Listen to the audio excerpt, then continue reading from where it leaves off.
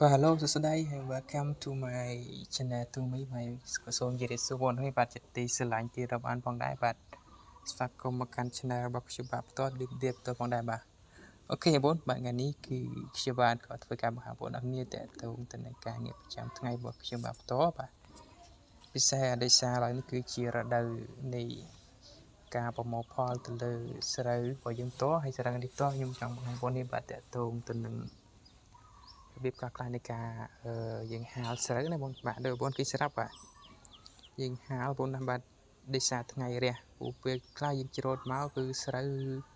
វាអត់ទាន់ស្ងួតល្អហើយមួយរយៈហ្នឹងមេឃភ្លៀងអញ្ចឹងទៅចូលមកយើងត្រូវការហាលវាសិនបាទយើងរលាក់វាបងណាក្តៅមែនទែនបាទនិយាយរួមស្រូវនេះហាលរយៈពេល2ថ្ងៃបានយកវាមកទុកបានបាទពិតជាអស្ចារ្យមែនទែនដោយសារអីហាលភ្លៀងបាទការហាលថ្ងៃដំបូងអត់ស្អីថ្ងៃទី2កុំនិយាយបាទហាលយ៉ាងហើយយើងមិនលាតយើងរស់វាហើយខ្ទង់មកទោះមកភ្លៀងយើងត្រូវការប្រមូលបត់ទឹកវិញហើយភ្លៀងមិនទោះវារាំងទៀតអូយបាក់ចិត្តចំព្រះបងបាទហើយបងដែលធ្លាប់ថាជាថាយើងជាអ្នកជនបទសិក្សាឬអ្នកធ្លាប់ឆ្លងកាត់គាត់ដឹងទូទៅសម្រាប់ពេលខ្លះវាភ្លៀងមានថាខែខ្លះវាភ្លៀងធម្មតាខែហ្នឹងវារាំងហើយតែឆ្នាំហ្នឹងដឹងមិនវាឥឡូវចេញភាសាយូរណាស់នៅភ្លៀងទៀតភ្លៀងត្រូវការសាទុករយៈថ្ងៃត្រូវការរស់លាតហាលវិញអញ្ចឹងមួយថ្ងៃចង់វេទនាដែរគឺបើគេស្លាប់ដំបងខ្ញុំអត់មានរនោះហើយយកដៃមកវីបដែរឬថាវែកស្រូវឬក៏វីស្រូវដើម្បីឲ្យហាលទៅចាប់ស្ងួតណាយើងវីវាមកដំបូងខ្ញុំវីដោយដៃហ្នឹងបាទដោយសារមានអីវីយ៉ាងវីដោយដៃសិនទៅបាទវីមិនទោះមកក៏សួរម៉ែឃើញមានរនោះអត់តែគាត់ថារនោះនៅក្រោយផ្លិចដែររនោះម៉ែគាត់យកទៅក្រោយកាលដឹកដើមទៅលើមកគាត់យកទៅរស់ស្ដុកចេញអញ្ចឹងទៅផ្លិចទៅឃើញវិញឥឡូវទៅគិតឃើញបានទៅយកវិញ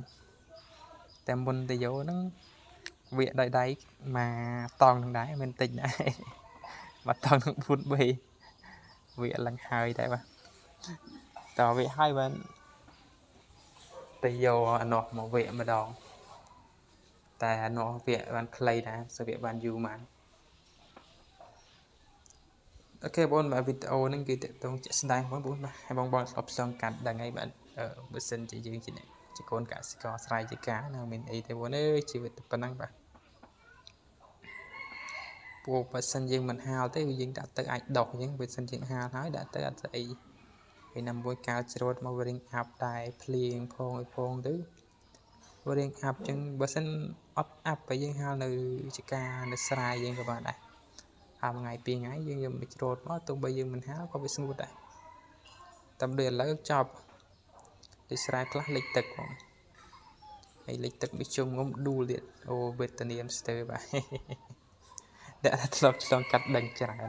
តែមិនអត់ដែរសូវឆ្លងកាត់សូវដឹងទេបាទអូខេបងនៅវីដេអូនឹងមានតែប៉ុណ្ណឹងបងតាមទស្សនានៃសកម្មភាពបដាដល់អ្នកគ្នាបងបាទ